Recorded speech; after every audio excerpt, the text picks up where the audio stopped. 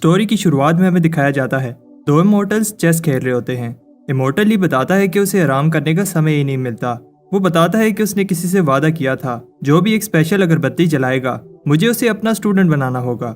पर 3 साल से जब भी कोई वो अगरबत्ती जलाता है उसे बहुत जल्द बुझा देता है और मैं जब भी वहाँ जाता हूँ तो वहाँ कोई नहीं होता। इन 3 सालों में 13वीं दफा फिर से कोई अगरबत्ती जलाता है। ली कहता है कि मैं देखता हूँ कौन मेरे साथ मजाक कर रहा है। दूसरी तरफ आत पर दिखाया जाता है जो अगरबत्ती जला रहा होता है वो हमारा हीरो बाय है।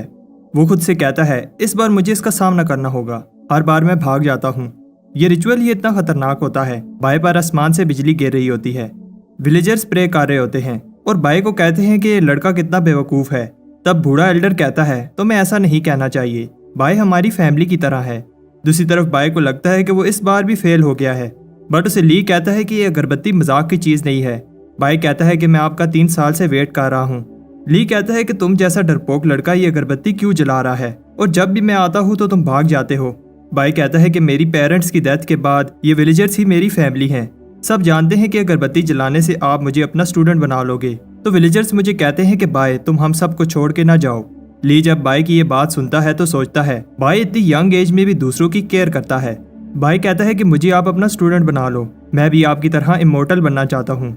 बाय कहता है जाने से पहले मुझे विलेजर्स को गुड बाय कहना है, वो मेरे बगैर नहीं रह सकते।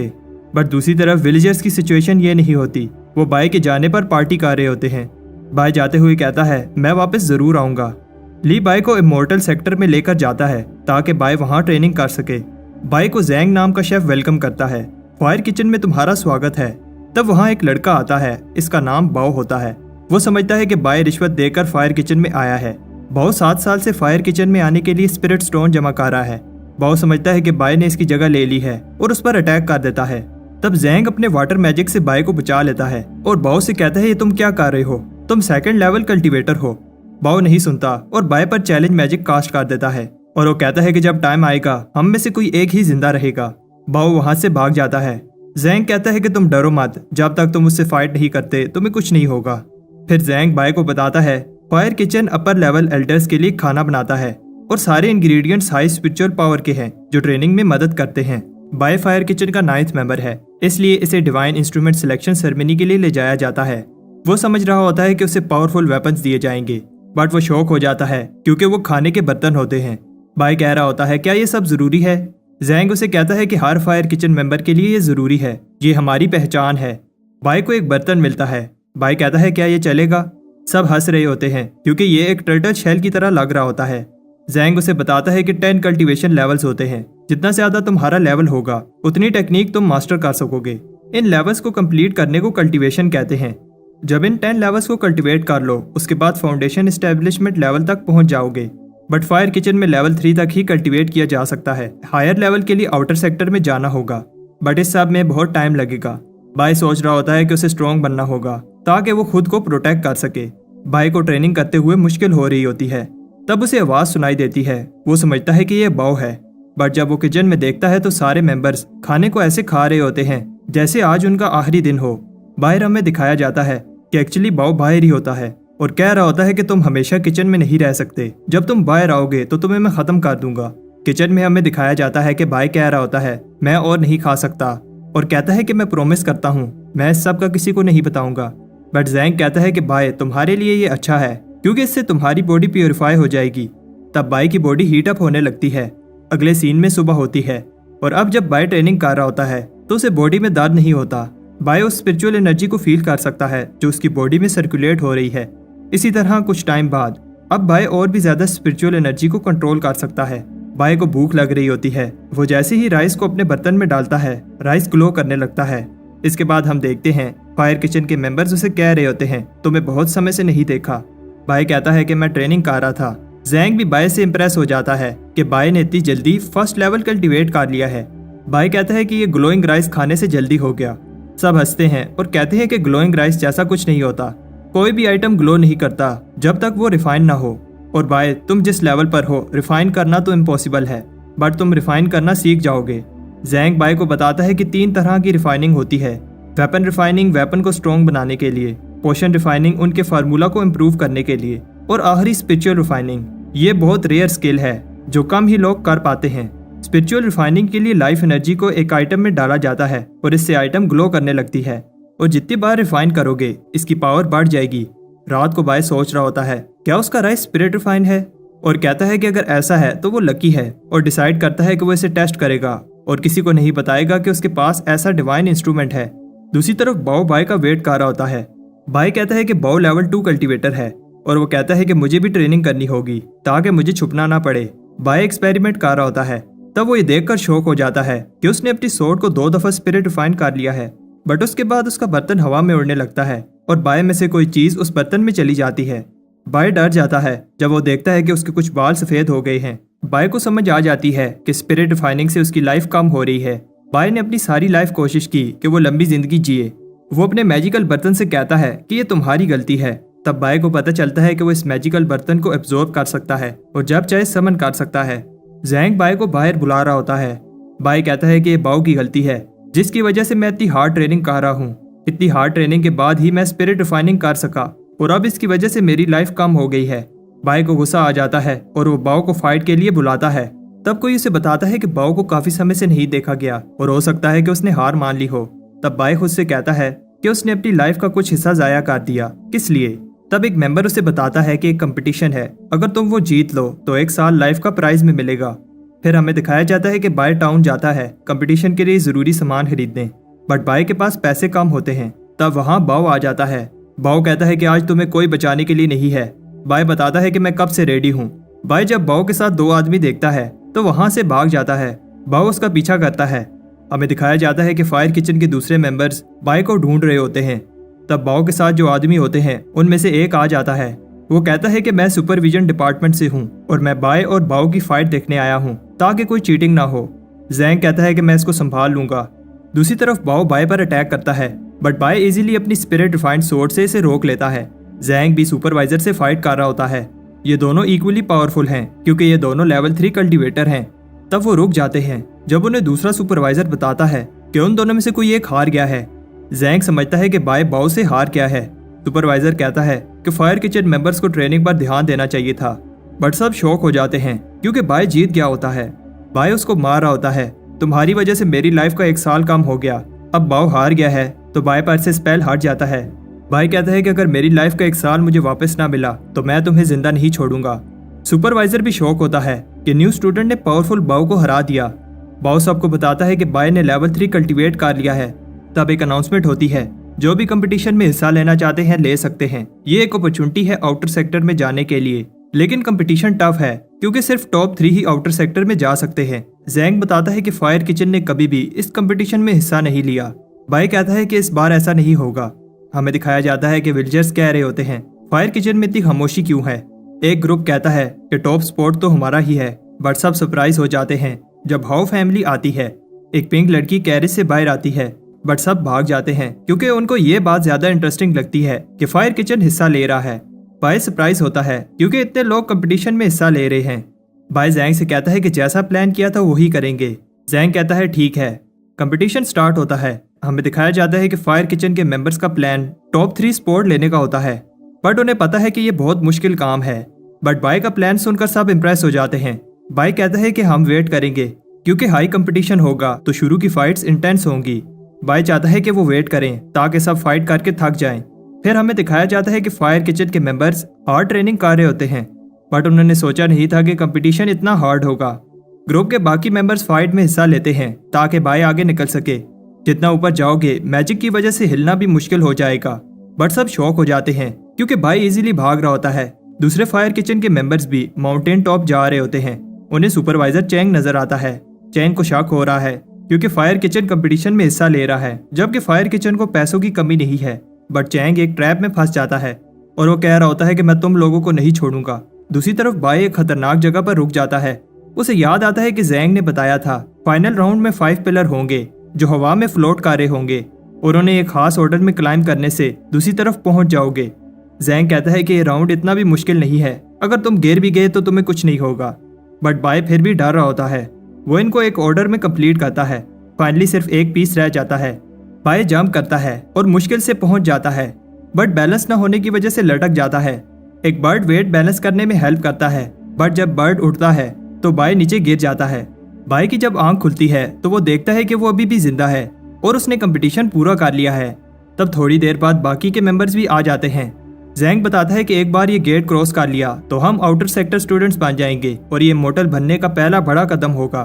2 और पार्टिसिपेंट्स आते हैं बट उदास हो जाते हैं क्योंकि वो लेट हो गए।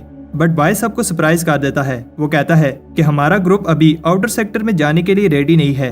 बाय कहता है कि मैं अपने फायर किचन के भाइयों को छोड़कर नहीं जाना चाहता, बट फायर किचन के मेंबर्स ने कंपटीशन के लिए बहुत सेक्रीफाइस किया है, इसलिए मुझे जाना होगा। बाय कहता है ये देखो मेरा भाई भूख से कितना पतला हो गया है, और जैंग भी उसके इस ड्रामे में साथ देता है और बेहोश होने की एक्टिंग करता है। बाय कहता है कि वो 200 स्पिरिट स्टोन का एक स्पोर्ट सेल कर देगा। बाय इमोशनल स्पीच देता है और कहता है कि स्पोर्ट ले जाओ ताकि इमॉर्टल बन सको। उनमें से एक सोच रहा होता है अगर मैं इमॉर्टल बन गया तो स्पिरिट स्टोन का क्या करना है, और अपनी सारी सेविंग बाय को दे देता है। बट गेट सुपरवाइजर इस सब को रोक देता है और कहता है कि तुम लोग रूल्स तोड़ रहे हो। बट जब बाय पूछता है कि कौन सा रूल तोड़ा है तो वो शांत हो जाता है। बाय कहता है कि मुझे सारे रूल्स पता है और एक एक करके सारे रूल्स बताने लगता है। हमें दिखाया जाता है कि घंटे गुजर जाते हैं और बाय रूल्स बता रहा होता है और पूरे 336 रूल बता देता है। अब जब कोई रूल नहीं तोड़ा तो बाय फिर से स्पोर्ट बेचने लगता है। वो बाकी 2 स्पोर्ट्स की भी बोली लगाता है। सब बड़ी बड़ी बोली लगा रहे होते हैं, 300 स्टोन्स, 400 स्टोन्स। बट पिंक लड़की जो हाउ फैमिली से होती है 10 गुना बोली लगाती है। बाय शौक हो जाता है और उसकी ऑफर एक्सेप्ट कर लेता है। वो लड़की दूसरी आउटर सेक्टर स्टूडेंट बन जाती है। तब वहाँ चैंग आता है और कहता है ये क्या हो रहा है। बट गेट सुपरवाइजर कहता है बाय ने कोई रूल नहीं तोड़ा। हाँ, ऐसा पहली बार हो रहा है और अगर किसी को प्रॉब्लम है तो लॉ एनफोर्समेंट हाल चलो। बाय की टीम को लगता है कि वो कोई रूल नहीं तोड़ रहे, बट चैंग को गुस्सा आ रहा होता है और वो बाय को उठाकर गेट की तरफ फेंक देता है ताकि बाय आउटर सेक्टर में चला जाए। बट हम देखते हैं कि बाय की जगह चैंग दूसरी तरफ चला जाता है। एक्चुअली बाय के बर्तन ने उसे बचा लिया था। चैंग वापस आने की कोशिश करता है बट सुपरवाइजर बताता है कि जो एक दफा दूसरी तरफ चला जाए वापस नहीं आ सकता। तब वो पिंक लड़की जिसका नाम मे होता है बाय को थैंक्स कहती है। एक मेंबर बताता है कि उनके पास 10,000 से ज्यादा स्पिरिट स्टोन्स हैं। वो इनसे चीजें बाय करने का सोच रहे होते हैं। बाय कहता है कि उसे लॉन्जेविटी पिल चाहिए। तब एक फोर्स उन्हें एक एक करके ऊपर खींच लेती है। कोई बोलता है कि उन्हें फिर भी आउटर सेक्टर डिसाइपल बनाया जाएगा। ली बाय को कहता है कि अगर तुम मेहनत नहीं करोगे तो तुम्हें मैं वापस विलेज भेज दूंगा।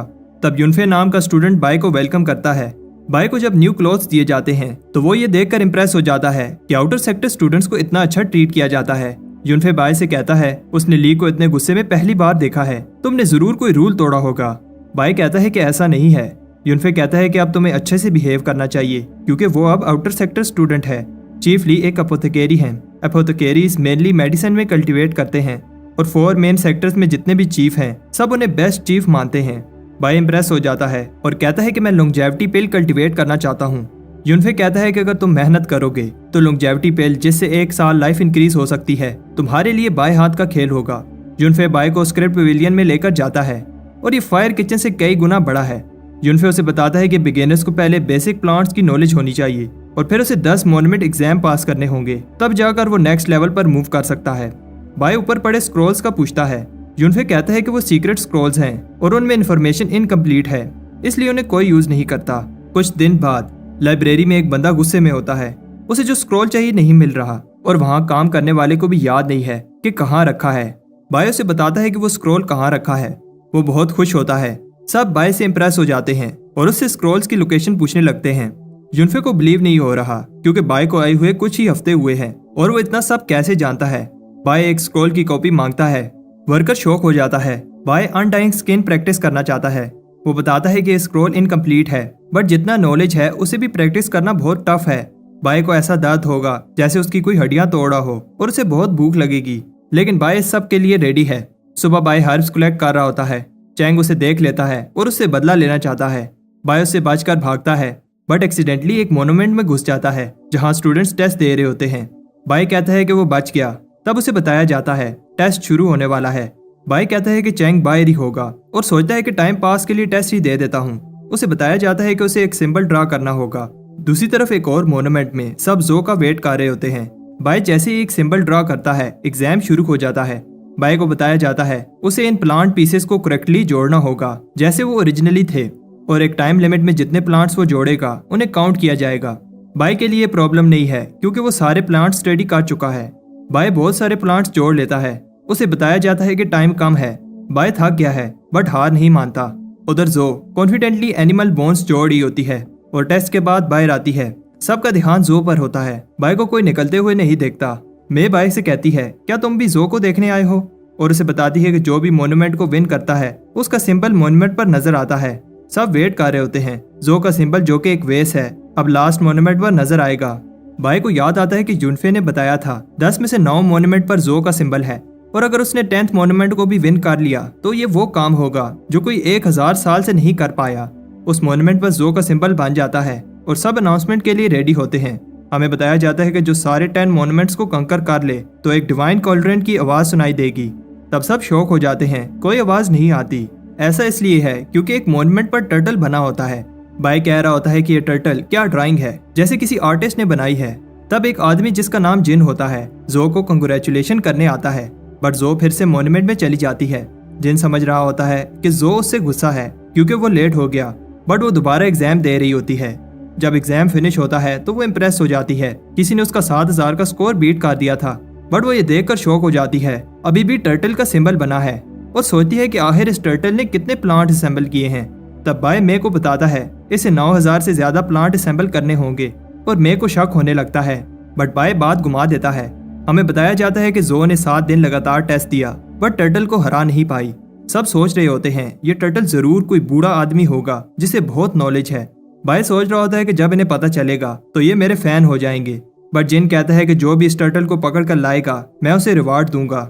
जो भी टर्टल के बारे में कुछ अच्छा कहता है, जिन उसे मार रहा होता है और बताता है कि कैसे उसने जो की मेहनत पर पानी फेर दिया। मे टर्टल को डिफेंड करती है बट बाय उसे जिन से बचा लेता है। मे बताती है कि वो टर्टल से इम्प्रेस है, उसने जो को फेयर तरीके से हराया है। मे प्रे करती है कि वो सारे मोन्यूमेंट को जीते और उसे सीक्रेट ट्रेयर मिल जाए। बाय को इस चीज का नहीं पता था कि जीतने वाले को ट्रेयर मिलेगा। बाय डिसाइड करता है कि वो एग्जाम पास करेगा। तब मे उसके लिए खाना लाती है। मे बाय की मेहनत देखकर इसे उस टर्टल से कंपेयर करती है और कहती है कि जिस तरह तुम मेहनत कर रहे हो एक दिन 10 की कंडेंसेशन लेवल मास्टर कर लोगे और फिर फाउंडेशन एस्टेब्लिशमेंट लेवल पर लाइफ भी एक्सटेंड हो जाएगी। वो बताती है कि 3 तरह की फाउंडेशन एस्टेब्लिशमेंट टाइप्स होती हैं, एक से 100 साल और दूसरे से उससे भी ज्यादा लाइफ इंक्रीज हो सकती है। बाय सोचता है कि वहां तक पहुंचने में अभी टाइम है और अभी के लिए 10 मोन्यूमेंट एग्जाम्स को क्लियर करने की सोचता है और जीतने पर जो ट्रेयर मिलेगा उससे गोल रीच करने में हेल्प होगी। तब एक चीफ को लगता है कि टर्टल चीटिंग कर रहा है, वो जो से भी ज्यादा स्पीड में एग्जाम क्लियर कर रहा है। ली को लगता है कि वो ट्रेयर के पीछे है। तब दूसरा चीफ कहता है कि हमें इन्वेस्टिगेशन टीम बनानी होगी ताकि पता चले कि ये टर्टल कौन है। कुछ ही मंथ्स में टर्टल ने 9 मोन्यूमेंट क्लियर कर लिए हैं और उसे कोई नहीं पकड़ पाया। अब लास्ट मोन्यूमेंट रह गया है और बाय घबरा रहा होता है। लॉ एनफोर्समेंट ऑफिसर्स भी नजर नहीं आ रहे।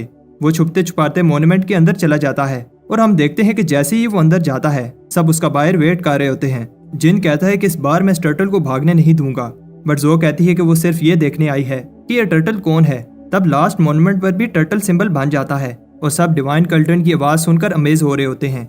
ली ने भी 1000 साल बाद ये आवाज सुनी है।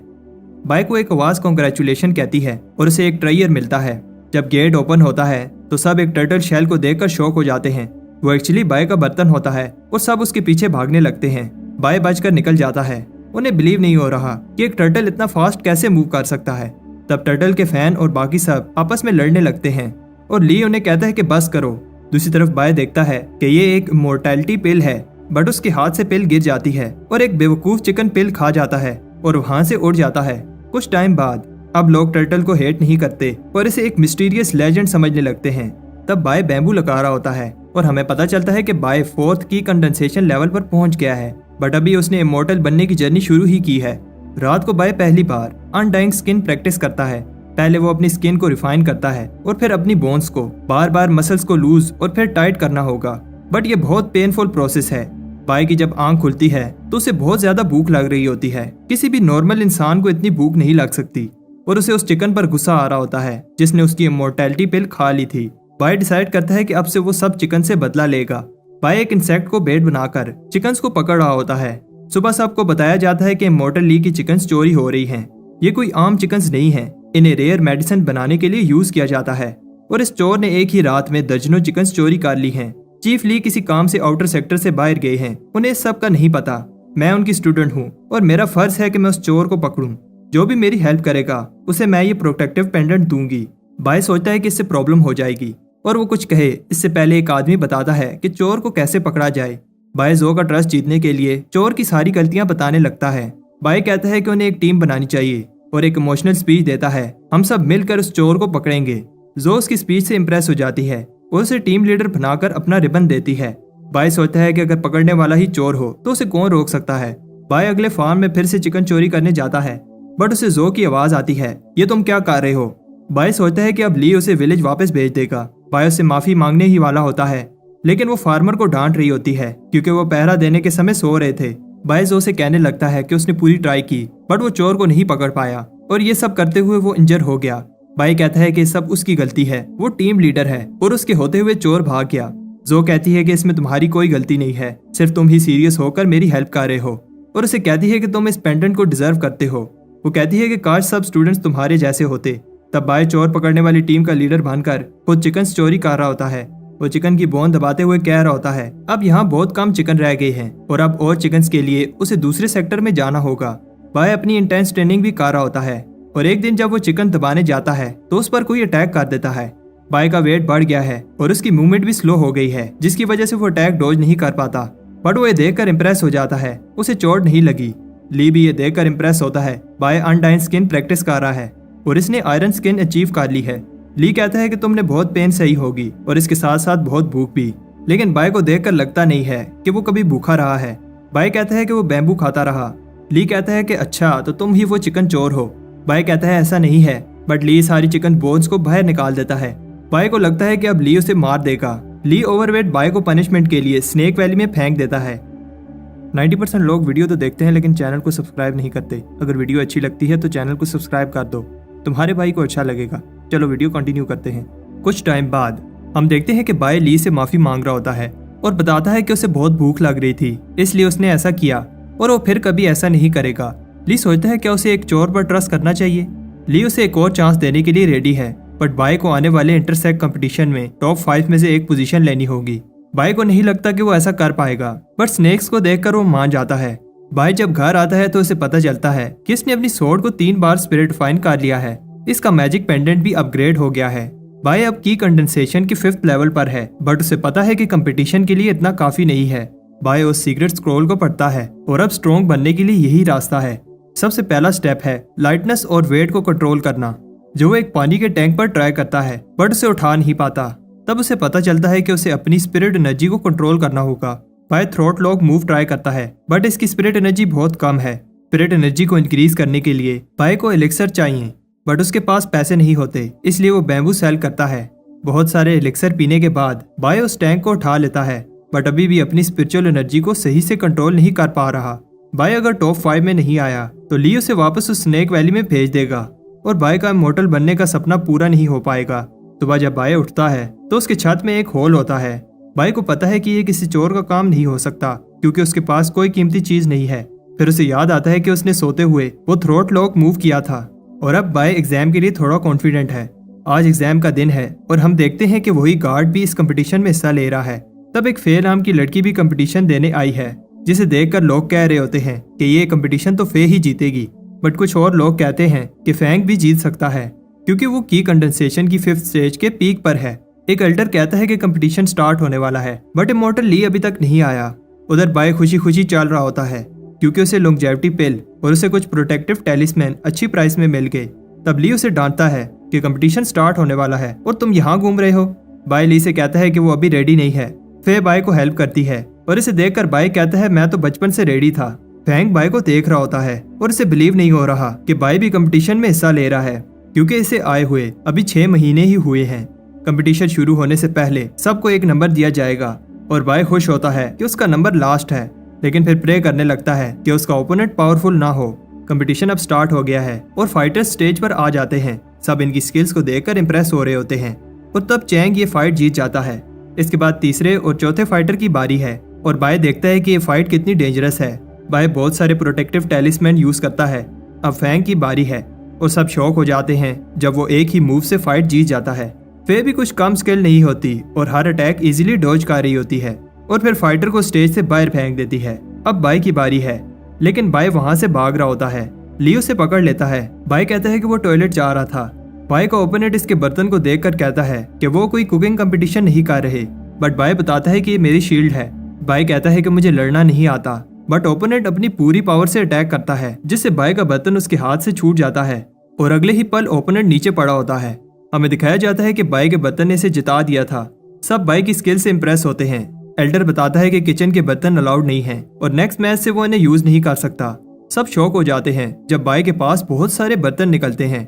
अब नेक्स्ट स्टेज के फाइटर्स को चुना जा रहा है और बाय सोच रहा होता है अगर वो नेक्स्ट मैच जीत गया तो टॉप 5 में पहुंच जाएगा। बाय प्रे करता है कि उसका ओपोनेंट कोई कमजोर फाइटर हो। अब फिर से फैंग की बारी है और इसका ओपोनेंट और कोई नहीं बाय होता है। बाय इसका सामना करने से डर रहा होता है। सबको लगता है कि बाय कोई सीक्रेट अटैक यूज करने वाला है। तब बाय भी ये सुनकर ऐसे दिखाने लगता है कि वो इजीली फैंग को हरा सकता है। फैंग ये देखकर अलर्ट हो जाता है। बाय को पता है कि वो ज्यादा देर तक ये फाइट रोक नहीं सकता और सोचता है कि फाइट में क्या क्या हो सकता है। बाय सोचता है कि छुप कर अटैक करूं, बट वो भी काम नहीं करेगा। फैंग को समझ आ जाती है कि बाय टाइम वेस्ट कर रहा है और इस पर अटैक करने लगता है, लेकिन बाय इसके पांव पकड़ लेता है। बाय फैंग से कहता है कि वो उसे पहले अटैक करने दे। सब बाय को कावर्ड कह रहे होते हैं। फैंग उसे पहला अटैक करने देता है। बाय को देखकर समझ आ रही है कि वो टाइम वेस्ट कर रहा है। लोग फैंग से कहते हैं कि वो अटैक करके फाइट खत्म कर दे, लेकिन फैंग ने खुद इसे ये चांस दिया है। सब बात कर रहे होते हैं कैसे बाय ने 4 घंटे वेस्ट कर दिए। तब बाय के हाथ से स्वॉर्ड गिर जाती है। फैंग इसे बाय का फेल्ड अटैक समझता है और इस पर अटैक कर देता है। बाय कहता है कि वो इसे एक और चांस दे, बट फैंग नहीं सुनता। फैंग सोचता है कि बाय ने कितने प्रोटेक्टिव टैलिस्मान लगाए हैं। एल्डर कहता है कि बाय ने इस कंपटीशन को सर्कस बना दिया है। तब बाय के प्रोटेक्टिव टैलिस्मान खत्म हो जाते हैं। फैंग कहता है कि अब इस अटैक से बाय को कोई नहीं बचा सकता। सब शॉक हो जाते हैं क्योंकि Fang blood spirit technique use कर रहा है। बाय देखता है कि फैंग की स्वॉर्ड 2 दफा स्पिरिट रिफाइन हुई है और खुद को प्रोटेक्ट करने के लिए अपनी level 3 spirit refine sword use करता है।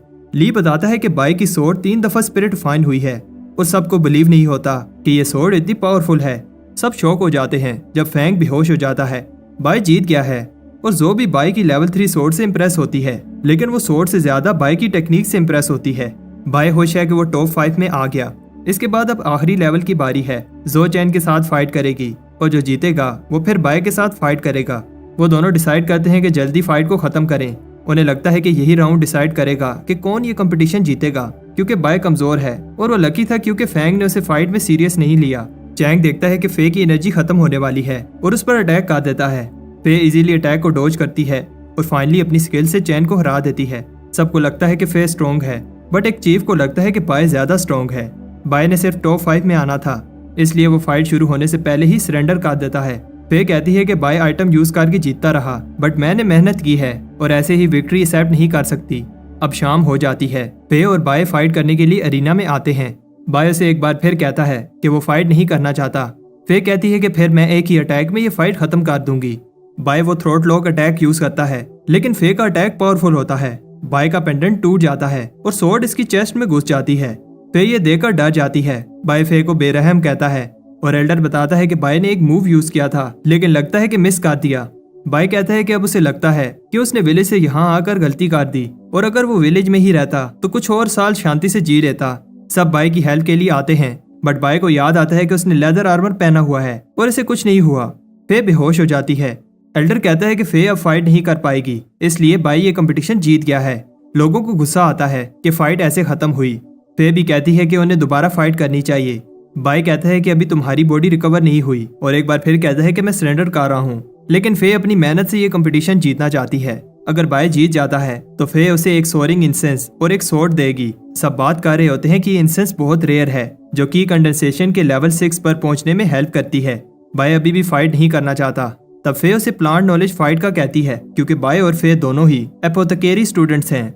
बाय मान जाता है। ली एक प्लांट को समन करता है जो बहुत सारे डिफरेंट स्पिरिचुअल प्लांट्स और हर्ब्स से बना है। जो भी सबसे ज्यादा प्लांट्स को बता पाएगा जीत जाएगा। बाय फे को पहले बताने देता है और लोग भी बाय के कॉन्फिडेंस से इंप्रेस होते हैं, बट कहते हैं कि बाय कितना बेवकूफ है। फे ने मोनूमेंट एग्जाम में 5th पोजीशन ली थी, लेकिन इन्हें नहीं पता होता कि बाय वो लेजेंडरी टर्टल है। फे प्लांट्स को ऑब्जर्व कर रही होती है। एल्डर बात कर रहे होते हैं कि कैसे फे को प्लांट्स की बहुत नॉलेज है, लेकिन बाय भी प्लांट्स को ऑब्जर्व कर रहा है। फे बताती है कि उसने 8 प्लांट्स ऑब्जर्व किए हैं। सब फे से इंप्रेस होते हैं क्योंकि ये प्लांट परफेक्ट है और ऐसे देखकर बताना इजी नहीं है। फे सही से 8 प्लांट्स के नाम बता देती है। इसके बाद बाय आगे बढ़ता है और बताता है कि फे के 8 प्लांट्स के अलावा उसने 67 और प्लांट्स भी देखे हैं। फे बाय को कहती है कि ये कंपटीशन है, कोई मजाक नहीं, और इसे लगता है कि बाय जब इतने प्लांट्स बताएगा तो एक आधा सही निकल ही आएगा। लेकिन सब शॉक हो जाते हैं जब बाय बड़ी डिटेल में इन प्लांट्स का बताता है। एल्डर भी बाय से इम्प्रेस होते हैं क्योंकि बाय ने ना सिर्फ प्लांट्स के नाम बताए हैं, साथ में ये भी बताया है कि ये प्लांट्स कैसे जोड़े गए हैं। ली मान लेता है कि बाय के पास स्किल है, लेकिन दूसरे एल्डर्स को लगता है बाय वो चीजें भी बता रहा है जिनकी जरूरत नहीं है। फे हार मान लेती है और बाय ये कंपटीशन जीत जाता है। कुछ टाइम बाद बाय कहता है कि फे ने जो सोरिंग इंसेस दी थी सही से काम कर रही है। तब दरवाजे पर कोई आता है। बाय देखता है ये तो बाव है और इससे पहले कि बाव उस पर अटैक करे वो उसके मुंह पर झाड़ू मार देता है। बाव बाय से माफी मांगने के लिए आया है। वो बताता है कि मैं गलत था, मुझे ऐसे नहीं कहना चाहिए था कि बाय रिश्वत देकर आया है। वैसे भी बाव अभी की कंडेंसेशन के लेवल 3 पर है तो बाय को उससे कोई खतरा नहीं है। बाय ने उसे पीटा, इस वजह से बाव स्ट्रॉन्ग बन गया है और चाहता है कि बाय इसे भी कुछ सिखाए, लेकिन बाय इंटरेस्टेड नहीं है। बाव बताता है कि उसकी सुपरविजन डिपार्टमेंट में कनेक्शंस हैं और बाय को संभल कर रहना होगा।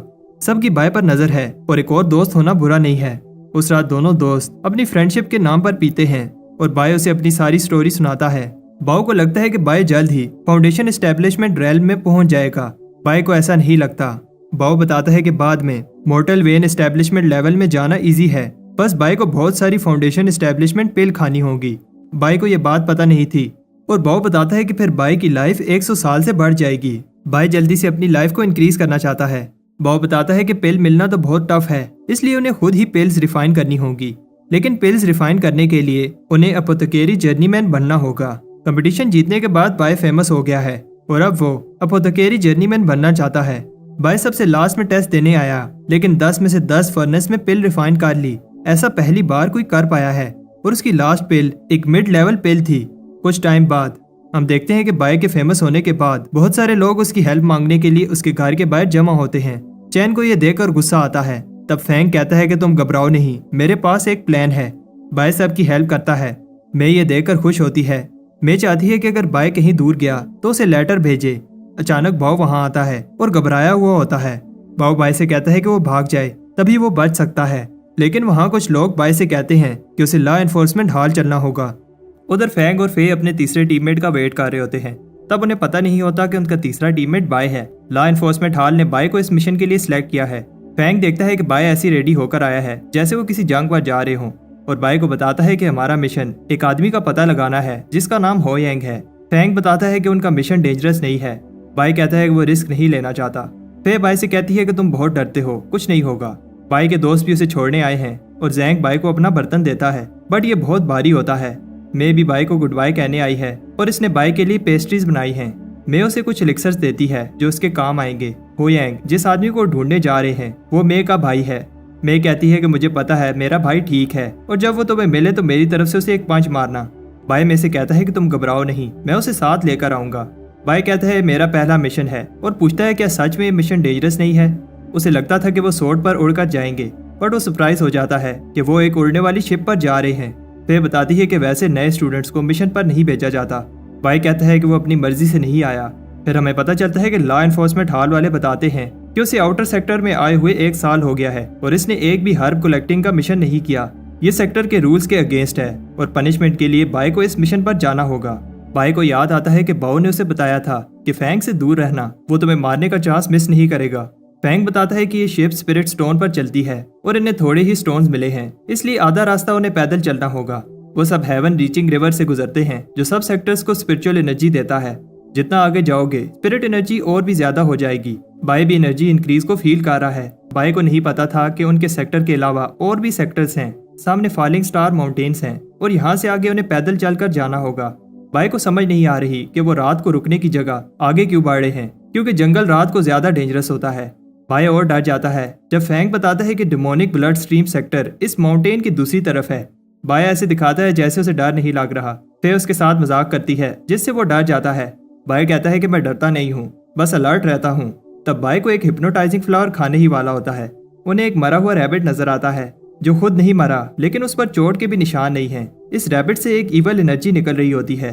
फैंग और फे को समझ आ जाती है ये 2 सरों वाली चमगादड़ों का काम है। इनके दांत और नाखून जहरीले होते हैं।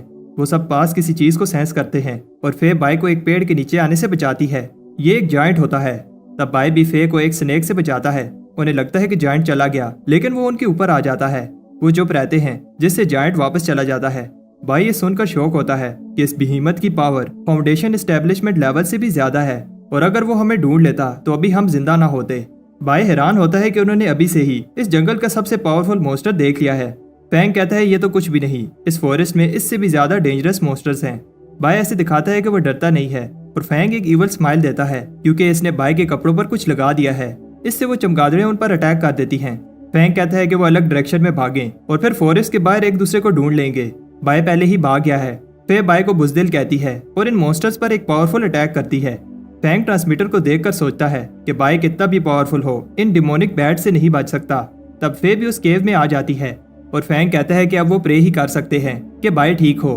फे ऐसे ही बाय को मरने नहीं दे सकती और बाय को ढूंढना चाहती है। फैंग कहता है कि वो बैट्स रात को घूमती हैं और इस समय जंगल में वापस जाना सुसाइड है। फैंग कहता है ये मेरी गलती है कि मैं तुम सबको इस जंगल में लाया। फे कहती है कि इस सब में तुम्हारी गलती नहीं है और हमें कम से कम बाय की बॉडी वापस लेकर जानी चाहिए। उधर फॉरेस्ट में बाय बैट से बचकर भाग रहा होता है, लेकिन वो बैट्स उसका पीछा नहीं छोड़ रही। सुबह फैंग कहता है कि बाय हमारा स्मोक सिग्नल देने पर भी नहीं आया। फे को याद आता है कि वो कैसे बाय से मिली और फे को लगता है कि अभी भी वो बाय की आवाज सुन पा रही है। ऐसा इसलिए है क्योंकि बाय वापस आ गया है। बाय बताता है कि वो बहुत मुश्किल से बचकर आया है और फे से पूछता है क्या तुम्हें मेरी फिक्र हो रही थी क्योंकि तुम्हारी आंखों के नीचे डार्क सर्कल्स हैं। फैंग इंप्रेस होता है कि वो बच गया। बाय बताता है कि बैट्स उसका पीछा ही नहीं छोड़ रही थी और फिर कभी तुम लोग ऐसे मुझे अकेले छोड़कर मत जाना। फिर बाय से पूछती है कि तुम हमारा स्मोक सिग्नल देखकर क्यों नहीं आए। तब बाय बताने लगता है कि रात को क्या हुआ, बैट्स उसका पीछा ही नहीं छोड़ रही थी तो वो उनसे फाइट करने लगता है और बाय को पता चलता है कि उसकी सोर्ड कितनी पावरफुल है। फैंग शॉक हो जाता है कि बाय बैट्स से बचकर नहीं भागा, वो सारी बैट्स को मार कर आया है। बाय बताता है कि बैट्स के दांत बर्निंग ब्लड इंसेंस बनाने के लिए यूज होते हैं, इसलिए वो सारी रात उन दांतों को निकालता रहा। वो केव से बाहर जाने ही वाले होते हैं तब बाय पर एक आई मॉन्स्टर अटैक कर देता है। फिर बाय को बचा लेती है और फैंग बताता है कि आई मॉन्स्टर एक एंशिएंट बीस्ट है जो एक बार किसी को पकड़ ले तो तब तक एनर्जी एब्जॉर्ब करता रहता है जब तक इंसान मर ना जाए। अब फिर से वो हो यांग को ढूंढने लगते हैं। तब फैंग बताता है कि उसे हो यांग का सिग्नल मिला है। ये वो आखिरी जगह है जहाँ से हो यांग ने आखिरी सिग्नल भेजा था, लेकिन हो यांग यहाँ नहीं है।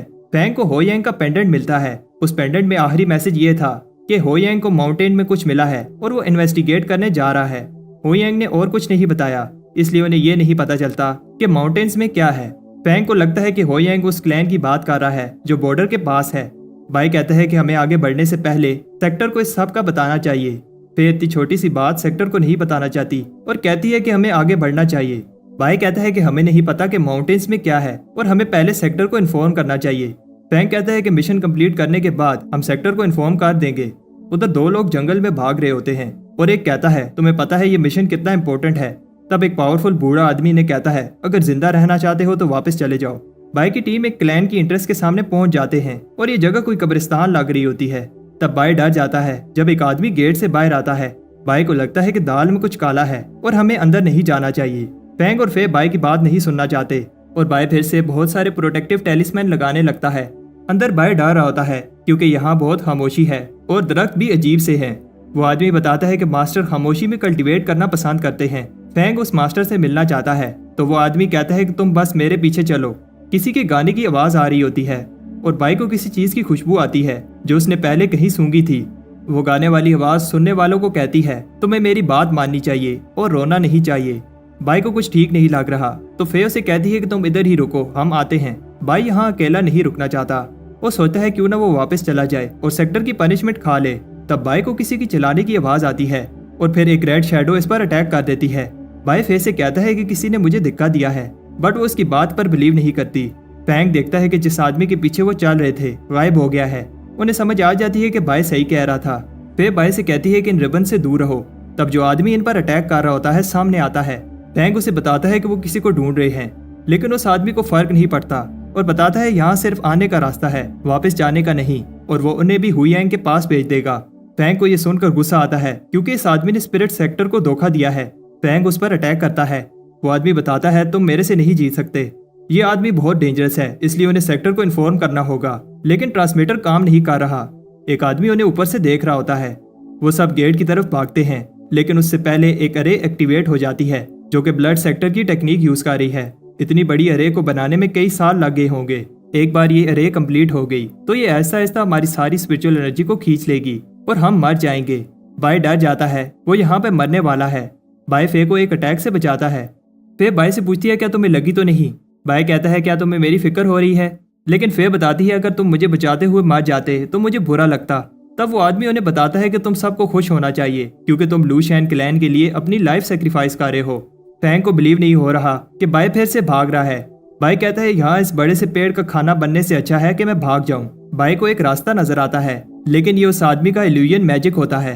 ये आदमी अरे की हेल्प से ये मैजिक कर रहा है। फे उस पर अटैक करती है और उसके करीब जाने की कोशिश करती है, लेकिन ये इतना आसान नहीं है। फे उस पर एक पिल बॉम्ब फेंकती है जिससे वो आदमी गायब हो जाता है। तब फे वहाँ हुयांग को देखती है। तब बाय उस डिमोनिक मोस्टर पर अटैक करता है, लेकिन वो उस मोस्टर को ट्रिक करके दूसरी तरफ भाग जाता है।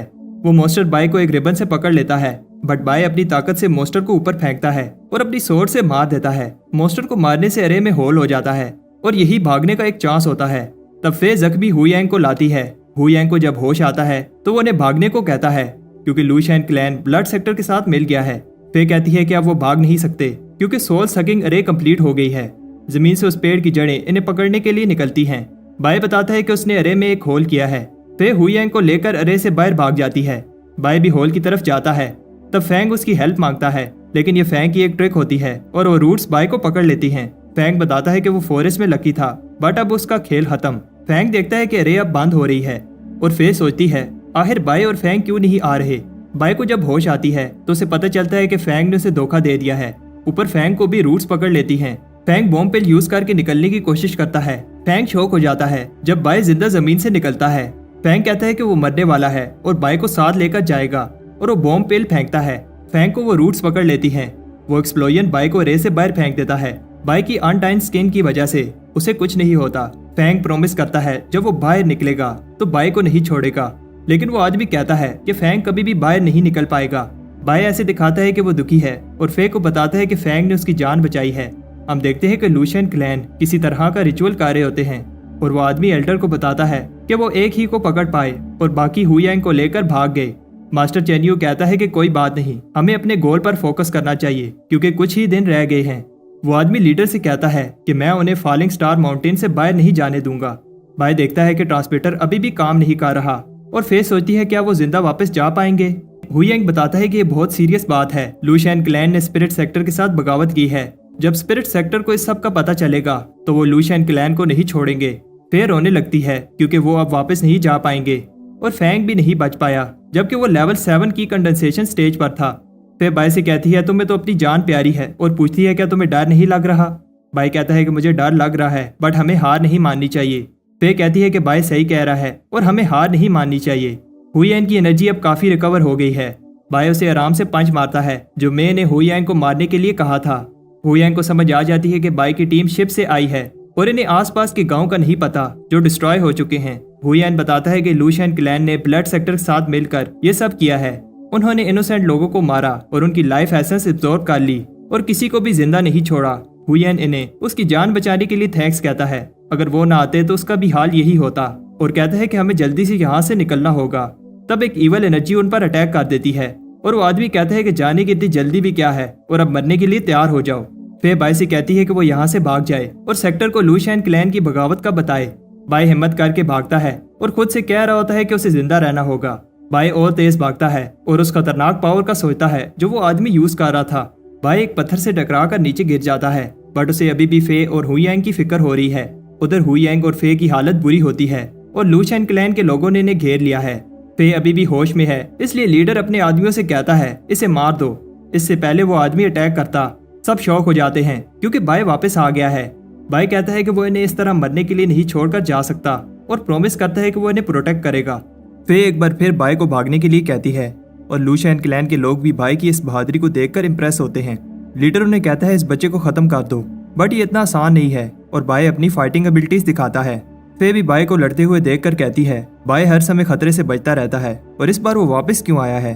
फे सोचती है क्या बाय पहले से ही इतना पावरफुल था जब वो दोनों अटैकर्स को एक ही मूव से खत्म कर देता है। तब लीडर चेन्यू भी बाय पर अपनी गोस्ट किलिंग एबिलिटी यूज करता है और बाय से कहता है कि अब तुम्हारा खेल खत्म।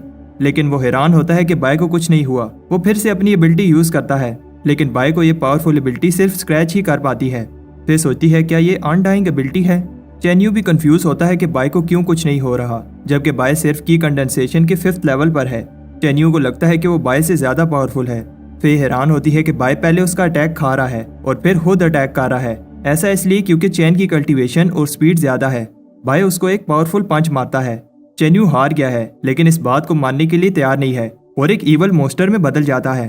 बाय को मारने के लिए चेन्यू ने अपनी लाइफ सेक्रीफाइस की है।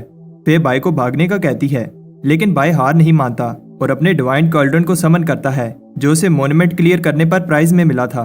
बाय उस बड़े से कॉल्ड्रन से उस मोस्टर को क्रश कर देता है। उधर लीडर को पता चलता है कि चेन्यू मार गया है। सब सोचते हैं कि चेन्यू तो लो लेवल डिसाइपल से लड़ रहा था, ऐसा कैसे हुआ। चेन्यू की कंडेंसेशन के लेवल 8 पर था और सबको लगता है कि स्पिरिट सेक्टर को अब पता चल गया है और उन्होंने हेल्प भेजी है। सब डर रहे होते हैं। तब उनका एक और लीडर हैंक बताता है, घबराओ नहीं, मैं इस प्रॉब्लम को सॉल्व करता हूँ। उधर फॉरेस्ट में बाय खुश है। फे उसे कहती है कि हिलो नहीं, तुम्हारी चेस्ट में एक स्वॉर्ड है और वो उसे निकाल कर बाय को हील कर देगी। बाय दर्द से चिल्लाने लगता है, लेकिन फे ने स्वॉर्ड को अभी हाथ भी नहीं लगाया। बाय कहता है कि वो नर्वस हो गया था और फे एकदम से उसकी चेस्ट से स्वॉर्ड निकालकर ब्लड को रोक देती है। फे कहती है कि वो वाला बाय कहाँ है जो बिना डरे लड़ रहा था, लेकिन बाय सो जाता है। फे ये देखकर ब्लश करने लगती है। हुयेन बाय की कल्टीवेशन देखकर इंप्रेस होता है, क्योंकि कुछ ही महीने पहले वो 2nd लेवल पर था। बाय सेक्टर के टॉप स्टूडेंट से भी ज्यादा तेज कल्टीवेट कर रहा है और इसने अनडाइंग स्किन भी प्रैक्टिस की है। बाय की कल्टीवेशन की कंडेंसेशन की 5वीं स्टेज पर है, लेकिन फिर भी बाय ने एक 8वें लेवल कल्टीवेटर को हराया है। बाय कहता है कि इसमें कोई बड़ी बात नहीं है और वो बस लकी था। जब वो सब बात कर रहे होते हैं तो कोई फे पर एक एरो फेंकता है जो बाय खुद पर ले लेता है। उधर हैंग चेन्यू की बॉडी देखकर कहता है, आखिर ऐसा कौन है जिसने इसे फॉरबिडन टेक्निक यूज करने पर फोर्स किया। उसे समझ आ जाती है कि ये कोई आम बंदा नहीं है, लेकिन इससे वो और ज्यादा एक्साइटेड हो जाता है। उधर फॉरेस्ट में लूशियन क्लैन के मेंबर्स बाय के ग्रुप का पीछा कर रहे होते हैं और इन्हें बेस पर पहुंचने में अभी और 3 दिन लग जाएंगे। हुयेन बाय को बार बार उनकी जान बचाने के लिए थैंक्स कहता है और कहता है कि वो अब अगले जन्म में बाय का इस एहसान का बदला चुकाएगा। बाय कहता है कि तुम हिम्मत मत हारो, हमारे पास बहुत सारे एलिक्सर्स हैं। कुछ टाइम बाद हुयेन की हालत अभी भी ठीक नहीं होती और वो बाय और फे से कहता है कि वो उस पर और एलिक्सर वेस्ट ना करें। इन्हें पता है कि लूशियन क्लैन में बहुत सारे 6 और 7 की कंडेंसेशन के स्टूडेंट्स हैं और बाय उन सब से अकेले नहीं लड़ पाएगा। उन्हें लगता है कि बचने का चांस बहुत कम है। बाय केव के अंदर आने वाला रास्ता पत्थरों से बंद कर देता है। तब फे की बात सुनकर सब हैरान होते हैं कि लूशियन क्लैन में लीडर के अलावा एक और आदमी है जो कि कंडेंसेशन की 9th स्टेज पर है और उसका नाम हैंग है। तब लूशियन क्लैन के एक मेंबर को वो केव मिल जाती है और वो इसका हैंग को बताने लगता है, लेकिन उससे पहले बाय इसे मार देता है। वो अभी भी सेव नहीं है। रेड क्लाउड्स को देखकर वो समझ जाते हैं कि ये हैंग का पावरफुल मोस्टर पेट है जो तेजी से इधर ही आ रहा है। बाय कहता है हम इससे लड़ नहीं सकते और हमें भागना होगा, लेकिन फे और हुयेंग जाने से मना कर देते हैं क्योंकि ये दोनों बहुत इंजर हो गए हैं और इनकी स्पिरिचुअल एनर्जी भी अब खत्म हो गई है। बाय के पास अभी भी काफी एनर्जी है और अगर बाय स्पिरिट सेक्टर को इन्फॉर्म कर देता है तो चांसेस हैं कि वो सब बच सकते हैं। बाय को पता है कि वो अपनी लाइफ को सेक्रीफाइस कर रहे हैं ताकि बाय बचकर भाग जाए। बाय नहीं जाना चाहता, लेकिन वो ईवल एनर्जी करीब आ रही है। फे कहती है कि अगर तुम नहीं गए तो मैं अपनी जान ले लूंगी। बाय फॉरेस्ट में भाग जाता है और फे कहती है कि कम से कम बाय जिंदा बच जाएगा। वो सोच रहे होते हैं कि वो लूशियन क्लैन को रोकेंगे जब तक बाय सेफ जगह पर नहीं पहुंच जाता। उधर बाय सबको बचाना चाहता है और एक क्लिफ के ऊपर चढ़कर चिल्लाता है, जिसमें दम है आओ। फे और हुयेन ये देखकर शॉक हो जाते हैं और बहुत सारे एनिमीज बाय के पीछे जाते हैं। फे बाय से कहती है कि तुमने ऐसा क्यों किया। उधर फॉरेस्ट में बाय भाग रहा होता है। हैंग बाय का चैलेंज एक्सेप्ट करता है और सब क्लैन मेंबर्स को उसके पीछे भेजता है। बाय को ठिकाने लगाने के बाद वो उसके दोस्तों के पीछे जाएंगे। बाय खुद से कहता है, मुझे बस कुछ घंटों के लिए लूशियन क्लैन का ध्यान भटकाना है ताकि फे और हुयेन भाग पाएं। एक के बाद एक लूशियन मेंबर इस पर अटैक कर रहा होता है। कोई तलवार तो कोई कुल्हाड़ी यूज कर रहा होता है, लेकिन बाय सबको हरा देता है। बाय को छुपना पड़ता है जब कोई तीर अंदाज इस पर तीर फेंकता है और वो सबसे कहता है कि मैं बाय को हिलने नहीं दूंगा, तुम सब उसके दोस्तों के पीछे जाओ। इससे बाय का प्लान खराब हो जाएगा, इसलिए बाय बाहर निकलकर एक और तीर खाता है और उस तीर अंदाज को मार देता है। कुछ आदमी हैंग को बताते हैं उन्हें बाय नहीं मिला, लेकिन उन्हें जंगल में बहुत सारे तीर मिले हैं जिन पर खून लगा था। इसका मतलब बाय बहुत इंजर हो गया है। उधर जंगल में बाय के लिए होश में रहना भी मुश्किल हो रहा है और सोचता है कि उसके दोस्त अब बच गए होंगे। तब बाय लूशियन क्लैन के कुछ आदमियों को बात करते हुए सुनता है। माउंटेन बॉर्डर के पास उन्हें ब्लड मिला है और बाय को समझ आ जाती है कि वो जल्द ही उसके दोस्तों तक पहुंच जाएंगे। बाय उनका ध्यान भटकाता है और फिर से सब क्लैन मेंबर्स बाय के पीछे भाग जाते हैं। पे कहती है कि हमें सुबह होने से पहले बॉर्डर के पास पहुंचना होगा। उधर बाय भी बहुत सारे एनिमीज को हरा देता है, लेकिन तब ट्रांसमीटर से उसे पता चलता है कि कुछ आदमियों ने उसके दोस्तों को ढूंढ लिया है। बाय आखिरी पल में आकर पे को एक एरो से बचाता है।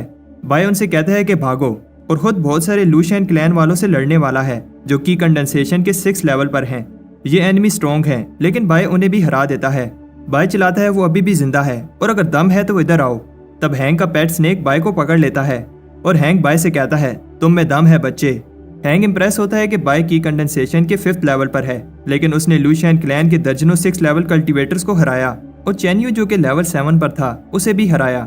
बाय को हैंक पर गुस्सा आता है क्योंकि लूशियन क्लैन ने स्पिरिट सेक्टर को धोखा दिया है। हैंक का स्नेक अपनी ग्रिप टाइट करता है जिससे बाय का सांस लेना भी मुश्किल हो रहा है। हैंक अपने स्नेक को कहता है बाय को खा लो। उधर फे हुईएन को लेकर फॉरेस्ट में माउंटेन बॉर्डर की तरफ जा रही होती है। इधर बाय अब उस स्नेक के पेट में है और इसकी आंखें बंद होने लगती हैं। तब बाय को इसके बचपन की एक याद आती है जब उसकी माँ ने उसे मरने से पहले कहा था कि वो खुशी खुशी अपनी जिंदगी जिए। तब बाय की बॉडी में एक पावर आ जाती है और वो की कंडेंसेशन की नेक्स्ट स्टेज पर चला जाता है। बाय स्नेक के पेट को फाड़ कर निकलता है। हैंक इंप्रेस होता है कि बाय लेवल 6 पर पहुंच गया, लेकिन कहता है कि बाय अभी भी उससे नहीं जीत सकता। वो लड़ने लगते हैं और हैंक अपनी पावर दिखाता है जब वो बाय की स्वॉर्ड को तोड़ देता है। बाय का थ्रोट लॉक मूव भी काम नहीं करता और हैंक बाय का हाथ तोड़ देता है। उधर फॉरेस्ट में वो अभी भी भाग रहे होते हैं, लेकिन हुईएन कहता है कि वो और नहीं भाग सकता। फे बताती है कि वो बेस के बहुत पास हैं जहां से वो स्पिरिट सेक्टर को मैसेज भेज पाएंगे। हुईएन कहता है कि मैं ठीक हूं, तुम जल्दी से जाओ। उधर हैंक बाय की हीलिंग एबिलिटी से इंप्रेस होता है जब बाय का हाथ खुद ही हील होने लगता है। हैंक कहता है कि अगर बाय भी लेवल 8 पर होता तो मजा आता। बाय को बहुत दर्द हो रहा होता है। बाय कहता है कि मुझे अपने दोस्तों को बचाना होगा और वो कोल्ड्रन को समन कर हैंक पर फेंकता है। बाय शौक होता है कि इस अटैक से हैंक को कुछ नहीं हुआ। हैंक कहता है कि उसने बाय को कम समझा, लेकिन अब वो मान गया है कि बाय स्ट्रॉन्ग है। हैंक कहता है कि बाय को खुश होना चाहिए क्योंकि वो ये मूव देख पा रहा है और जिसने भी ये मूव देखा है अब इस दुनिया में नहीं है। हैंक एक बड़ी सी स्वॉर्ड को समन करता है और इसकी बॉडी भी ट्रांसफॉर्म हो जाती है। बाय एक लेवल 9 के कल्टीवेटर की पावर देखकर इंप्रेस होता है। हैंक अपनी स्वॉर्ड से बाय पर अटैक करता है। तब बाय अपने बर्तन से इसका अटैक रोकता है। मैजिक बर्तन भी इसे रोक नहीं पाता और इस अटैक की शॉक वेव से फे एक क्लिफ से नीचे गिर जाती है और इसके हाथ से ट्रांसमीटर छूट जाता है। बाय अब हिल भी नहीं पा रहा और हैंक बताता है कि वो पहले उसके सामने उसके दोस्तों को मारेगा। बाय कहता है मैं तुम्हें ऐसा नहीं करने दूंगा और हैंक को लेकर माउंटेन से नीचे जंप कर देता है। फे भी बहुत इंजर हो जाती है, लेकिन वो मैसेंजर मोन्यूमेंट के सामने ही है। फे रेंगते हुए उस मोन्यूमेंट की तरफ जाती है और बाय से कहती है थोड़ी देर और रुक जाओ। हैंक गुस्से में बाय को मारने लगता है और फे मोन्यूमेंट के और पास जा रही होती है। बाय हैंक से कहता है कि तुम्हारे पंचेस ऐसे हैं जैसे कोई छोटा बच्चा ये पंचेस मार रहा हो।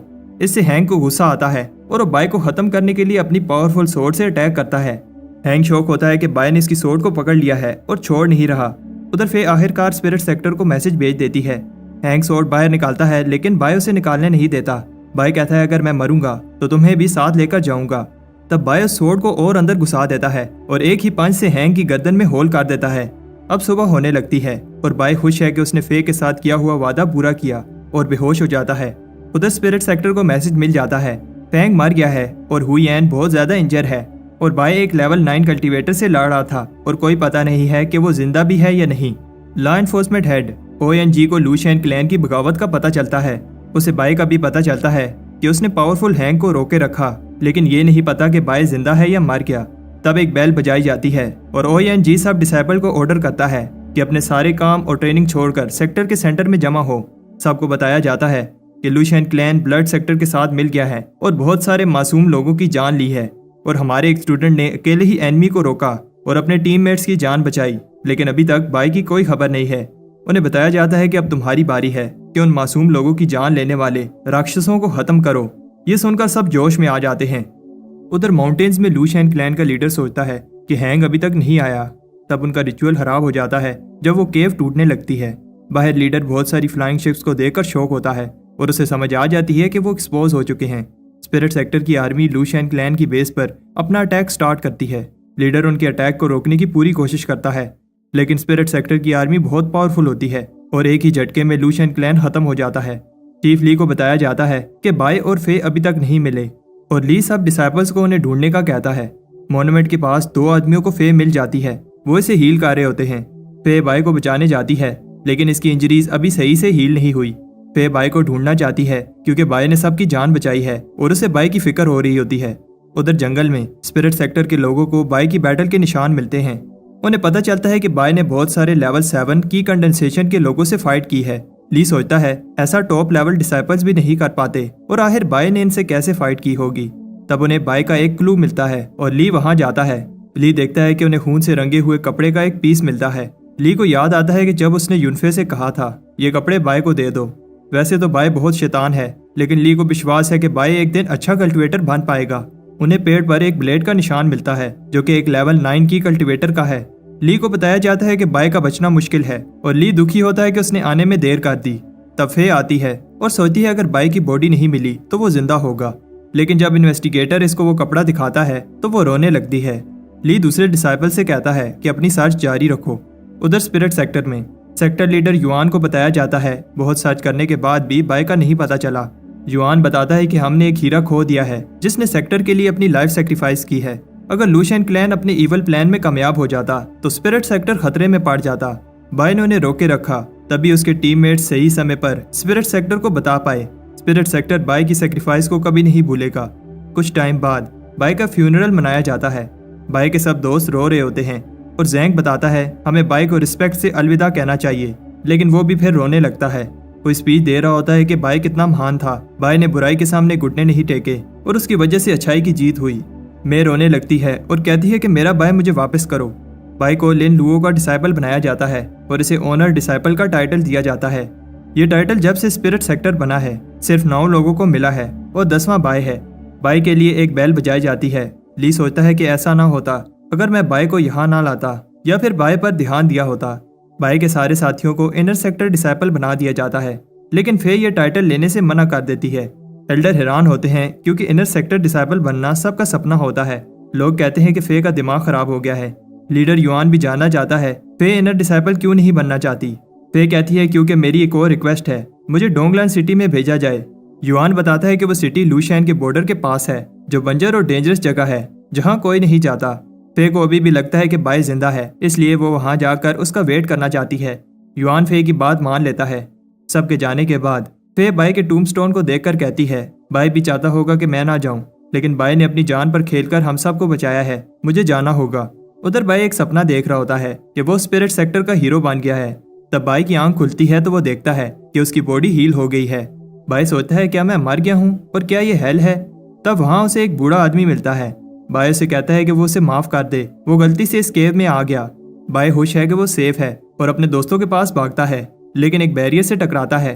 वो आदमी कहता है ये एक एंशिएंट बैरियर है, तुमने अनडाइंग मेथड प्रैक्टिस किया है फिर भी तुम इसे तोड़ नहीं पाओगे। बाय हैरान होता है कि इस आदमी को पता है कि मैं अनडाइंग स्किन प्रैक्टिस कर रहा हूँ। वो बूढ़ा आदमी एक्सप्लेन करता है जितना बाय इंजर हो गया था, अगर अनडाइंग पावर ना होती तो वो कब का मार गया होता। अनडाइंग पावर ना चाहते हुए भी आसपास की नेचर एसेंस को एब्जॉर्ब करके बॉडी को हील कर देती है। वो आदमी बाय को एक पिल देता है जो उसकी स्पिरिचुअल एनर्जी को रिकवर करेगी। वो आदमी बताता है कि मैं 15 दिन के बाद इस केव में वापस आऊंगा। बाय कहता है कि ये कितना अजीब है। वो आदमी चाहता है कि मैं अपनी स्ट्रेंथ रिकवर करूं, लेकिन ये नहीं चाहता कि मैं केव से बाहर जाऊं। बाय सोचता है कहीं वो मुझे खिला पिलाकर मोटा कर रहा है ताकि बाद में मेरी एनर्जी को एब्जॉर्ब कर पाए। बाय कहता है अब कुछ नहीं हो सकता, मुझे स्ट्रॉन्ग बनना होगा और अपने मैजिकल बर्तन की हेल्प से उस पिल की एनर्जी को इंक्रीज करता है। वो अपनी स्किन को आयरन से ब्रॉन्ज बनाने के लिए ट्रेनिंग करता है, लेकिन ये ट्रेनिंग हमेशा की तरह बहुत पेनफुल होती है। बाय आखिरकार ब्रॉन्ज स्किन कर लेता है। बाय फिर से ब्रेक थ्रू करने लगता है और फिर सिल्वर स्किन कर लेता है। वो बूढ़ा आदमी भी बाय की प्रोग्रेस से इम्प्रेस होता है। बाय इतने कम समय में इतना आगे बढ़ गया है। बाय उस आदमी से माफी मांगता है क्योंकि उसने उस पर शक किया। सिर्फ उस बूढ़े आदमी की वजह से वो सिल्वर स्किन कर पाया। बूढ़ा आदमी कहता है कि इसमें मेरा कोई कमाल नहीं है और ये बाय की अपनी मेहनत है। अनडाइंग स्किन पावरफुल तो है, लेकिन इसे प्रैक्टिस करना बहुत टफ है। सिर्फ वही लोग इसे पूरी तरह मास्टर कर सकते हैं जो दोनों स्क्रोल्स को मास्टर करें।